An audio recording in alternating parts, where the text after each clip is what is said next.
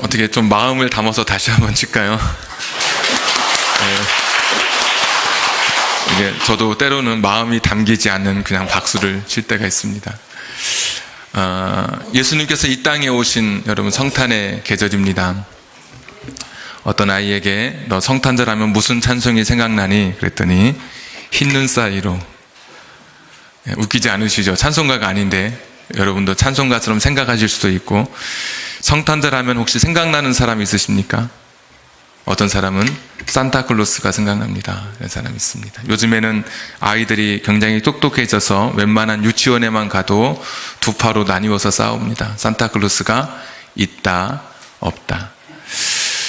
어떤 사람이 산타클로스에 대해서 연구를 했습니다. 이건 내가 밝혀야 되겠다 하는데 그 사람이 오랜 시간 연구했는데 산타클로스가 있는지 없는지는 정확하게 밝혀내지 못하고 한 가지 그가 결론을 내린 것이 산타클로스의 국적, 만약에 있다면 그 사람의 국적이 어딘지는 알아냈습니다. 말하기를 중국 사람이라고. 왜 그런가 했더니 산타클로스가 준 선물들을 다 뜯어보니까 메이드 인 차이나, 틀림없이 중국 사람이다. 중국 사람이 아니고서 어떻게 이 중국에서 만든 그 선물을 온 세계에 퍼뜨릴 수 있느냐, 그렇게 이야기했다 그러죠. 또 진짜 중국 사람을 알고 가실까봐. 예. 산타클로스는 잊어도 예수님의 성탄과 관련돼서 빼놓을 수 없는 한 사람이 있습니다. 떠오르는 사람인데 바로 오늘 우리가 읽었던 세례 요한이라고 하는 사람입니다. 6개월 먼저, 예수님보다 6개월 먼저 태어난 그런 사람입니다. 원래 세례 요한의 아버지 사가랴와 엘리사벳은 제사장이라고 하는 그런 존귀한 직위를 맡은 그런 가정에서 태어났습니다. 그런데 평탄하게 태어난 것이 아니라 그들의 가정에는 자식이 없는, 오랜 시간이 되도록 자식을 갖지 못하는 그런 고통스러운 그런 집안에서 이 세례 요한이 출생하게 됩니다. 지금이야 뭐 불임이라고 하는 것이 어떤 육체의 어떤 부족한 부분 때문에 임신하지 못하는 것으로 알려져 있지만, 그 당시에 예수님 시대나 구약 시대의 유대의 문화에서는 사람이 자식을 갖지 못하는 것은 하나님의 저주라고 그렇게 여겼습니다. 그래서 구약에서 3대 축복이 있는데 구약적 축복입니다. 많이 낳는 것, 다산의 축복, 그 다음에 많은 재물을 얻는 거부의 축복, 또 하나가 이제 장수의 축복. 그러니까 하나님이 복을 주시면 어떻게 눈에 보이게 복을 받게 될 텐데, 이 다산, 거부, 또 이 장수의 축복이 그 당시에는 하나님이 이 사람을 인정하고 붙들어 주신다고 하는 축복의 표시였습니다. 그런데 제사장 집안에 자녀가 없다고 하는 것은 굉장한 부끄러움이었고 치욕이었고 사람들로부터도 손가락질 당하는 그런 일이었습니다. 훗날에 엘리사벳이 내가 아이를 가졌다고 이야기하면서 하나님이 내 부끄러움을 없애주셨다라고 엘리사벳조차도 이야기하는 것을 보면 그렇게 아이를 갖지 못하는 것이 큰 결함이었던 그런 시대에 이 부모가 살고 있었습니다. 한 가지 참 놀라운 사실은 이렇게 가정에 큰 우환이 있는데도 사람들로부터 손가락질 받고 사람들이 계속해서 멸시하고 부끄럽게 여기는 그런 가운데서도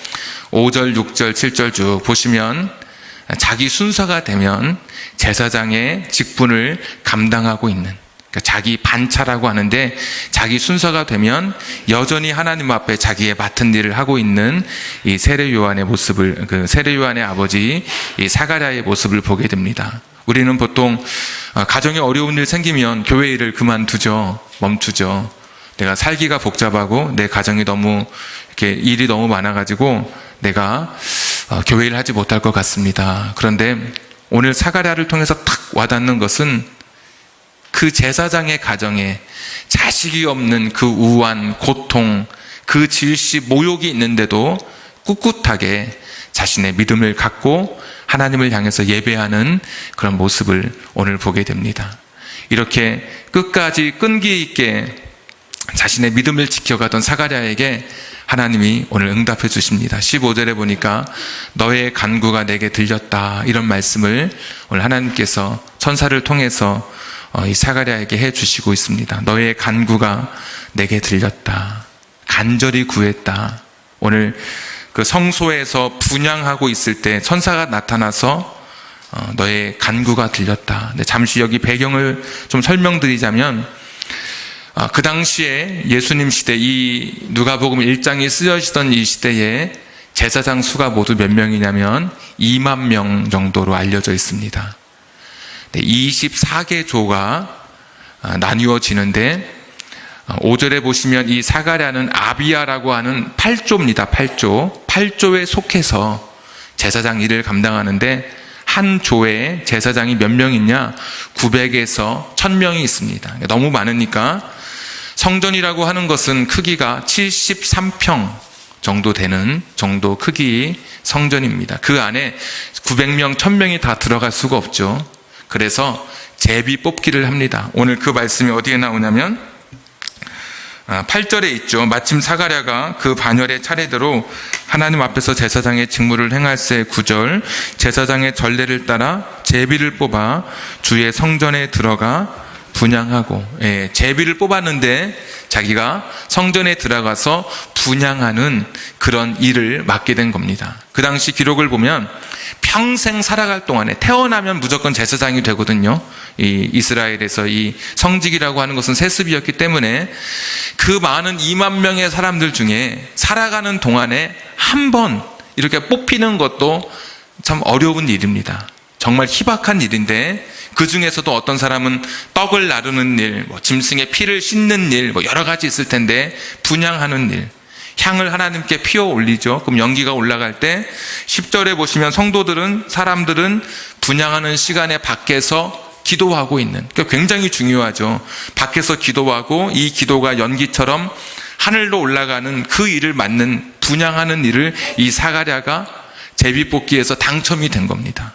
한 번 있을까 말까 한 기회인데 사가랴가 당첨이 됐어요.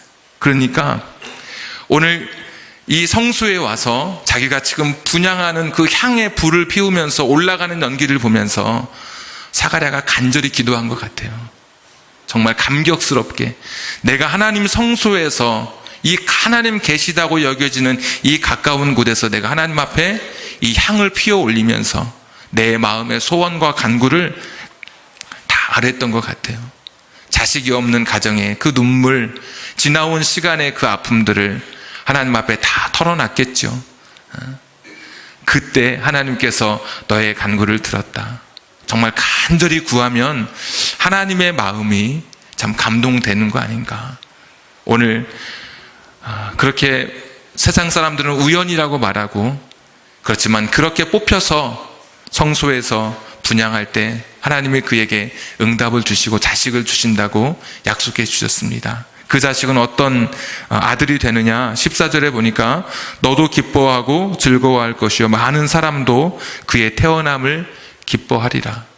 저는 이제 모르고 이렇게 아이들 놓고 기도할 때 기도했는데 말씀을 다시 읽다 보니까 제가 여기서 이렇게 따서 기도하고 있더라고요. 제가 저작권을 이 누가에게 줘야 될 것 같아요. 저는 이제 기도할 때 아이들 이렇게 놓고 기도할 때 하나님, 이 아이가 이 가정의 기쁨이 되게 하시고 우리 모두의 기쁨이 되게 해달라고, 이 아이가 커갈 때 이 가정에 참 기쁨과 행복이 넘치고 우리 모두에게 이 아이가 커가는 것이 기쁨이 되게 해달라고 항상 그렇게 기도하거든요.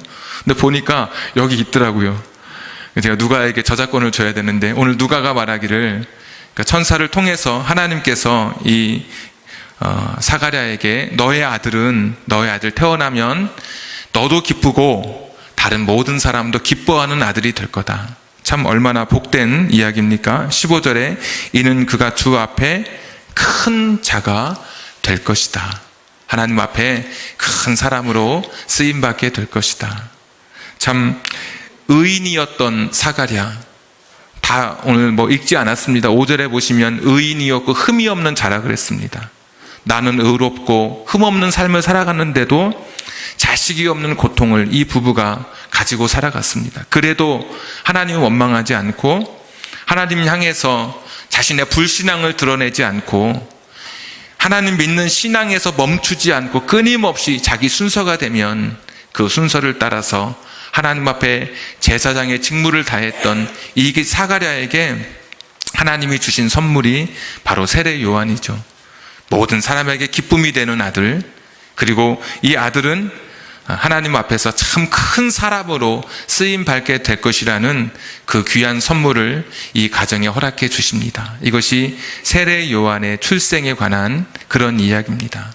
저는 오늘 이 성경을 읽을 때 우리가 함께 나눈 이 줄거리를 보면서 어떻게 이 말씀을 좀 더 어떤 시각으로 바라볼 것인가, 저는 사가랴의 믿음이나 사가랴의 의로움, 또 사가랴가 가졌던 불굴의 신앙, 고난 속에서도 굴하지 않는 그런 신앙, 여기에 저는 좀 이것이 오늘 설교의 목적이 아니고, 또 오늘 세례 요한이 가지고 있었던, 그가 태어날 때 그가 받은 그런 칭호, 모든 사람의 기쁨이 되고 큰 일꾼이 되리라고 하는 이런 세례 요한의 그 어떤 특징적인 그 삶을 여러분에게 소개하는 것도 오늘 설교의 목적이 아니고, 저는 말씀을 읽어가면서 이 세례 요한의 이 사건을 통해서, 세례 요한의 출생을 통해서 저는 하나님의 마음을 찾아볼 수 있었습니다.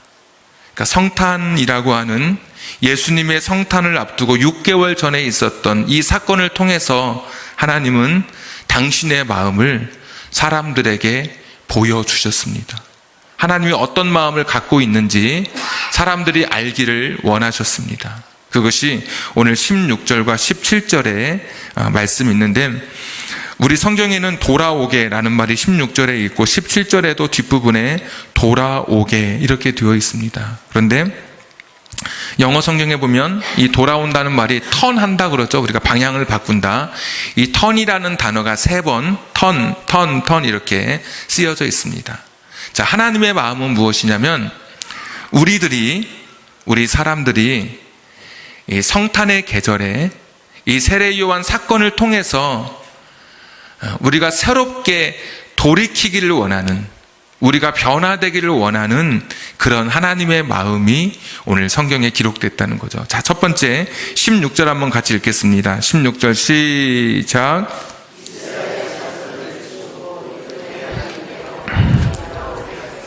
아멘. 이스라엘 자손을 주 곧 그들의 하나님께로 많이 돌아오게 하겠습니다. 하나님은 어떤 마음을 갖고 계셨냐면, 이스라엘 사람들이, 그 당시의 사람들이 하나님께로 다시 돌아왔으면 좋겠다라는 그런 마음을 갖고 계셨습니다. 그러니까 죄를 향해서 가고 우상 숭배를 향해서 살아가던 사람들이 자신의 인생을 턴해서 방향을 바꾸어서 하나님께로 다시 돌아오기를 원하는 그런 마음이 있으셨습니다.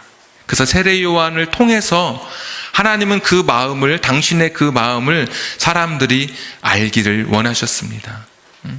세례 요한이 첫 번째 했던 그 이야기가, 천국이 가까웠으니 너희는 회개하라, 이런 말씀을 했습니다. 천국이 가까웠으니 너희는 회개하라. 하나님 나라가 가까웠으니 너희들의 삶의 방향을 바꾸어서 하나님을 향하여 살아가라고 이야기하고 있죠. 그러니까 하나님이 가졌던 그 마음을 세례 요한은 그대로 사람들에게 표현하고 하나님의 마음을 보여주고 있는 겁니다.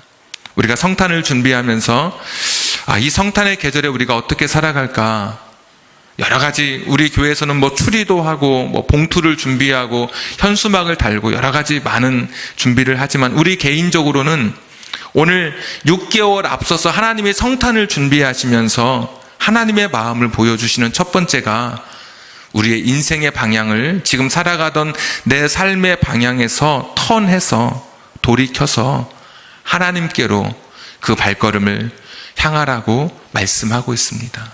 이것이 성경에서 말하는 회개죠. 돌이킬 회, 고칠 개, 이것이 회개입니다. 하나님을 향하여 다시 설 수 있도록 우리 자신들이 그분 앞에 우리의 삶을 다시 한번 돌이켜보고, 내 믿음이 지금 내가 살아가는 이 삶의 방향이 잘 가고 있는지를 점검하는 계절이 이 성탄의 계절이어야 합니다. 제임스 패커라고 하는 한 그 신학자는 이렇게 이야기했습니다. 회개라고 하는 것은 내가 하나님을 아는 만큼, 그리고 내가 나에 대해서 아는 만큼, 그리고 내가 지은 죄에 대해서 아는 만큼 이 회개는 깊어지고 넓어진다라고 이야기하고 있습니다. 그 하나님이 어떤 분이시고 내가 어떤 인생을 살고 있고 내가 가지고 있는 그 죄가 무엇인지 안다면 우리가 하나님 앞에 오늘 이 시간에 성탄을 맞이하면서 먼저 내 자신이 하나님께로 발걸음을 돌이켜서 걸어가는 이 결단이 우리에게 필요한 것입니다.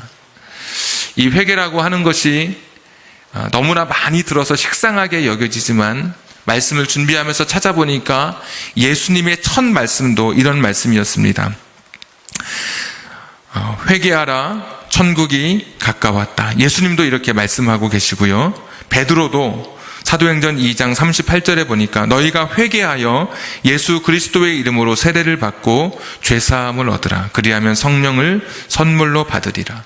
사도 바울도 똑같이 증거하고 있습니다. 사도행전 20장에 보니까 유대인과 헬라인들에게 하나님께 대한 회개와 우리 주 예수 그리스도께 대한 믿음을 증거한 것이다. 모든 예수님도 세례 요한도 베드로도 그리고 사도 바울도 이 회개를 통해서 우리가 하나님께 가까이 갈 수 있다라고 이야기하고 있습니다. 천국은 에덴 동산 이후로 가로막혔습니다. 그룹들과 화영검을 가진 그런 존재에 의해서 더 이상 들어갈 수 없는 막혀버린 문이었습니다. 회개는 이 천국의 문을 여는 열쇠입니다. 회개하라, 천국이 가까웠느니라. 우리가 회개를 통해서 하나님 앞에 나아가게 됩니다. 그래서 회개는 우리의 복음의 근본이 되고 우리의 믿음의 삶의 사실 전부이기도 합니다. 내가 아직도 여전히 하나님을 믿는다고 고백하면서도 교회 다닌다고 생각하면서도 때로는 목사이고 장로이고 권사이면서도 여전히 내가 턴하지 않고 내 삶의 방향 그대로 관성을 따라서 이제껏 살았던 삶의 관성을 따라서 살아가고 있다면 오늘도 주님께서는 이 말씀을 통해서 저와 여러분이 턴하기를 원하시고 계십니다. 대전에서 어떤 사람이 가령 예를 들어서 내가 서울로 가야 하는 기차를 타야 되는데 반대로 부산으로 가고 있는 기차를 타고 있다면 여러분 어떻게 해야 됩니까? 깨닫는 순간 대구에서라도 내려서 다시 서울로 가는 기차를 타야 할 것입니다. 회개가 바로 그런 것이죠. 아, 내가 잘못 살아가고 있구나. 이것이 아니구나. 이 길이 참된 길이 아니구나. 라고 생각되어진다면 내 삶의 자리에서 멈춰서 다시 방향을 바꾸어서 하나님을 향해 걸어가야 하는 것입니다. 하나님이 오늘 이 마음을 갖고 있었습니다. 오늘 읽었던 이 말씀은 엘리야의 심령과 능력이라는 말씀이 있는데 이 말씀은 말라기 4장 4절과 5절에 나오는 말씀입니다. 구약 성경의 끝이 말라기인데 말라기는 성경의 마지막 권입니다. 마지막 부분에 뭐라고 되어 있냐면 내가 나중에 엘리야의 심령과 능력을 가진 사람을 너희에게 보낼 것이다. 그런 이야기를 하는데 바로 그것이 오늘 여기 등장하는 세례 요한입니다. 마태복음과 마가복음 사이, 그러니까 마태복음과 말라기 사이, 그러니까 구약과 신약 사이에 여러분 보이지 않지만 400년이라고 하는 침묵의 시간이 있습니다. 우리는 구약에서 신약으로 한 장 넘어오지만 사실은 여기에 400년이라고 하는 빈 시간이 있습니다. 무슨 이야기냐면 하나님은 시대마다 하나님의 말씀을 전해주셨어요. 그런데 말라기 이후로 400년간 더 이상 하나님이 말씀하지 않으셨습니다. 그리고 400년이 지나고 처음 말씀하시는 하나님이 마음을 드러내시는데 턴에 대해서 말씀하시는 겁니다. 다시 돌이킬 것을 이야기하고 있습니다. 400년 동안 하나님이 침묵하고 계셨는데 신학적으로 하나님의 침묵기 또는 신구약 중간기라고 그렇게 학자들이 불러요. 그런데 그 기간 동안 하나님은 아무 말씀 안 하고 계시다가 400년 만에 처음 당신의 마음을 드러내신 것이 무엇이냐? 사람들이 다시 나를 향해서 다시 돌아오기를, 세상을 향해서 걸었던 사람들이 다시 하나님을 향해서 다시 되돌아오기를 기다리고 계시는 주님의 마음입니다. 오늘 이 성탄의 계절에 하나님을 기억하실 수 있기를 바라고, 내가 걸어가는 내 인생의 길에 이 길이 맞는 것인지 여러분 잠시 멈춰 서 보십시오. 분주함 가운데 들뜸 가운데서도 잠시 멈춰서서 내가 이렇게 살아도 괜찮은지 여러분 스스로에게 한번 물어보십시오. 하나님은 오늘도 하나님께로 저와 여러분이 돌아오기를, 턴하기를 원하시고 계십니다. 자, 두 번째 사실은 저는 이걸 말씀을 준비하면서 평소에 읽었지만 다시 새롭게 오늘 준비하면서 다시 저도 은혜를 받은 내용인데 17절 한번 보십시오. 그가 또 엘리야의 심령과 능력으로 주 앞에 먼저 와서 아버지의 마음을 자식에게, 말라기에서에 보면 자식의 마음을 아버지에게 돌아오게 하고, 그러니까 아버지와 자식과의 새로운 인간관계의 회복을 이야기하는 겁니다. 그리고 거스르는 자, 불순종하는 사람들을 의인의 슬기로움, 의인이 마땅히 살아야 할 그 삶으로 돌아오게 하는 것. 그러니까 인생의 가치관이 바뀌어서 불순종한 사람들이 이제는 순종의 사람으로 변화되는 이 일. 그러니까 깨어진 인간관계, 또 사람이 가지고 있는 가치관의 그 변화, 이것을 이 성탄의 계절에 하나님께서 오늘도 우리에게 요구하고 계시는 겁니다. 자, 저는 뭘 깨달았냐면 하나님께서는 지금도 우리 사람들이 하나님께로만 턴하는 것에 관심을 갖고 계신 분이 아니라 하나님은 어떤 분이시냐면 우리의 인간 관계 속에 이 회복이 있기를 원하시는 그런 분이십니다. 저는 이 말씀이 사실 오랫동안 제 마음에 남았습니다.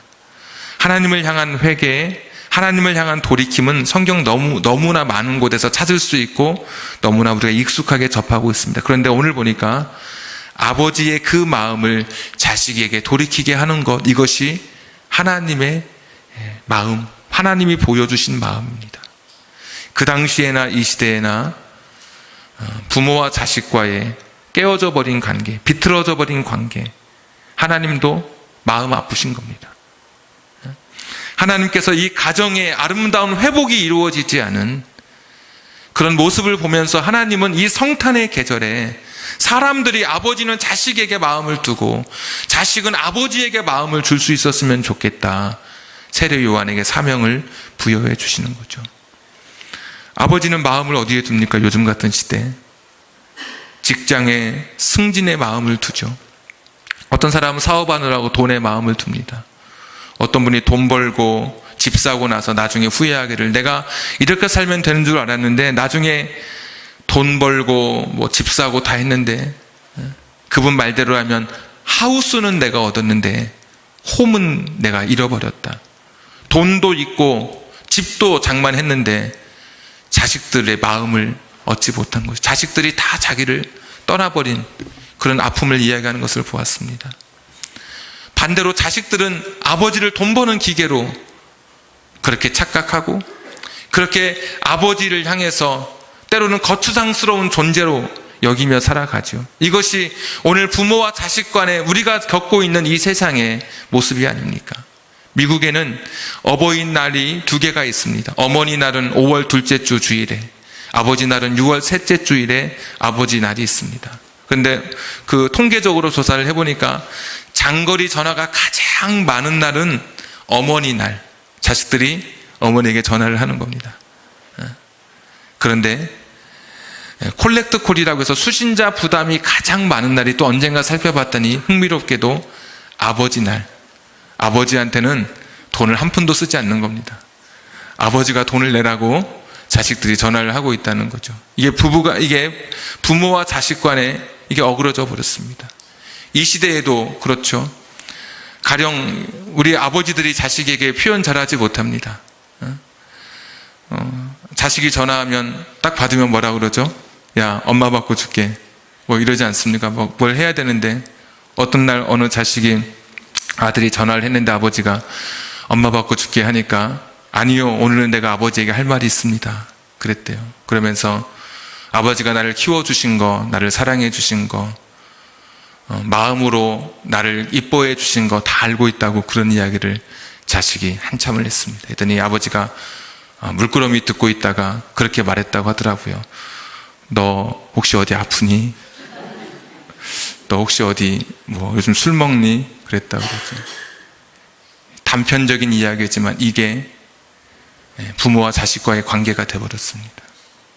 하나님은 우리의 부모와 자식과의 관계가 회복되기를 원하시는 거예요. 그래서 아버지의 마음이 자식에게 돌아갈 수 있도록, 원래 있는 그 자리로 갈 수 있도록, 이 세상, 돈, 명예, 욕심, 이것이 아니라 내가 낳은 내 자식을 위해서 내가 다 품고 사랑할 수 있도록, 자식은 부모를 향해서 마땅히 가져야 할 효도의 마음, 마땅히 가져야 할 공경의 마음을 가질 수 있도록 그 마음을 돌이키게 하는 것이 오늘 하나님의 마음, 하나님이 보여주시는 마음입니다. 우리가 성경을 읽을 때 큰 사건이 3가지 있는데 2가지 사건은 지났고 1가지 사건은 아직 오지 않았습니다. 오지 않은 사건은 재림의 사건이고, 이미 지나간 사건은 창세기에 나오는 천지창조와 그리고 예수님의 십자가 사건, 굉장히 큰 2 사건이죠. 천지창조를 통해서 하나님께서는 가정을 만들어 주셨고, 십자가의 사건을 통해서 또 하나님께서는 교회를 만들어 주셨습니다. 그래서 가정과 교회는 닮은 점이 참 많습니다. 교회에서 목사가 설교하고 기도하고 찬양하듯이 옛날 가정에는 아버지가 목회자가 되어서 구약에도 보면 축복하고 성경을 가르치고 같이 가족들과 함께 기도하고 다 닮아 있습니다. 그런데 우리는 교회에서는 예배하고 기도하고 교회에서는 목사고 장로고 권사고 집사인데, 그러면 가정에서도 내가 아버지로서, 내가 어머니로서 그 역할을 감당해야 되는데, 교회와 가정이 너무나 이 큰 차이가 있죠. 너무 괴리가 벌어져 있죠. 이 세상의 이단들은요, 가정은 벌이라고 이야기합니다. 네가 믿고 있는 그것만 붙들라고 이야기하죠. 이단도 그렇죠. 우리 종교만 믿어야 되고 가정은 다 버리고 집도 팔고 자식도 버리고 들어오라고 이야기하죠. 하나님은 그런 분 아니시더라고요. 하나님은 너의 가정, 너의 자식, 너의 부모, 그들에게 다시 너가 진짜 새로운 마음으로 턴하는 것, 이것이 하나님의 마음이라고 오늘 보여주고 있습니다. 이 성탄의 계절에 하나님을 향해서 묵상해 보십시오. 천지를 지으신 하나님. 내가 연말이 되면 항상 우리가 우리 자신들을 돌아보지 않습니까? 이 연말인데 내가 이렇게 살다가 여기서 이 세상을 바쳐도 내가 후회 없을 것인지 여러분 스스로 한번 돌이켜 보십시오. 제가 지난주에 우리 권사님 한 분 돌아가셨고, 또 수요일 날 옆에 계신 목사님 어머님 돌아가셔가지고 지난주 이번 주 이제 벽제 갔다 왔습니다. 그런데 이번에 갔을 때 제가 우리 원로 목사님 계시지만 더 많이 그 벽제 화장장에 가셔서 장례 집전하셨겠지만, 저도 이제 그래도 숫자가 꽤 많아서 더 이상 몇 번 갔는지 이제는 기억을 못할 정도는 됐는데, 이번에 갔을 때, 그러니까 이번 금요일 갔을 때 그렇게 슬피 우는 가정을 제가 처음 봤습니다. 원래 화로에 들어갈 때 가족들이 다 웁니다. 이게 마지막이니까 이제 더 이상 육신의 음성을 들을 수 없으니까. 그런데 1, 2분이 지나면 좀 잦아들어요. 근데 그 화로 그쪽은 눈물이 끊이지 않습니다. 그냥 우는 정도가 아니라 울부짖는데 막 가슴에, 모르는 사람인데도 가슴을 막 후비듯이, 나중에 2층으로 올라와서 쉬는 공간이 있잖아요. 거 올라올 때도 걷지를 못합니다. 부축하지 않으면. 다른 사람이 보이지 않고 엉엉 웁니다. 그때 옆에 있던 분들하고 이야기하기를, 저런 경우는 이제 대부분 병으로 인해서 이렇게 돌아가시는 경우보다는 갑자기 죽는 경우, 너무 안타깝게 생각지도 못하게 너무 안타까운 사고의 어떤 그런 죽음을 당하면 가족들이 받는 충격이 얼마나 크겠습니까? 그런 것을 보면서 우리 인생이 사실은 그럴 수 있는 것 아닙니까? 내가 지금 이렇게 살아가는 게 이게 지금 바로 걸어가고 있는 길인지 한번 여러분의 발걸음을 멈춰서 생각해 보십시오. 눈길을 걸어도요, 이게 한 2km 정도를 걸으면, 아무것도 없는 하얀 눈에서 2km 정도를 걸으면 다시 자기 자리로 돌아온다고 합니다. 사람이 발이 나는 직선으로 간다고 생각하는데 자기 제자리로 돌아온대요. 보통은. 멈춰 서야 됩니다. 이게 내가 지금 하나님 그분을 향해서 걸어가고 있는 이 길이 맞는지, 멈춰서야 됩니다. 저도 목사지만 저는 가끔씩 그런 생각을 해봅니다. 지금 내가 하고 있는 게 맞을까? 이런 생각을. 열심히 하다 하나님 앞에 갔는데 마태복음 7장의 이야기처럼 너 뭐 병 고치고 뭐 가르치고 뭐 너 네 혼자 한 거야. 불법을 행하는 자들아 내게서 떠나가라. 그렇게 했던 사람들이 있잖아요. 내가 열심히 했는데 너 잘못했어. 너는 네가 한 거고 나는 그걸 원한 게 아니었어. 사실 두렵죠. 근데 만약에 내가 가는 이 길이 맞다면 성도님들이 다 떠나고 한 명이 있고 두 명이 있다 할지라도 이 길이 맞다면 묵묵히 걸어갈 수 있을 것 같아요.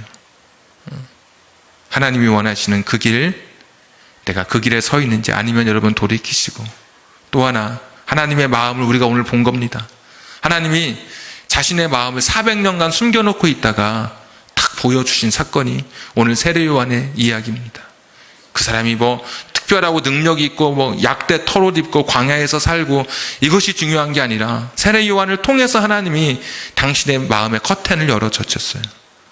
너의 부모를 생각하고 너의 자식을 생각하라고 말씀하죠. 너의 인간관계 꿰어진 그 관계. 여러분의 오늘 가정을 한번 돌이켜 보십시오. 하나님이 계시는 가정, 내가 회복되어야 할 부분은 없는지.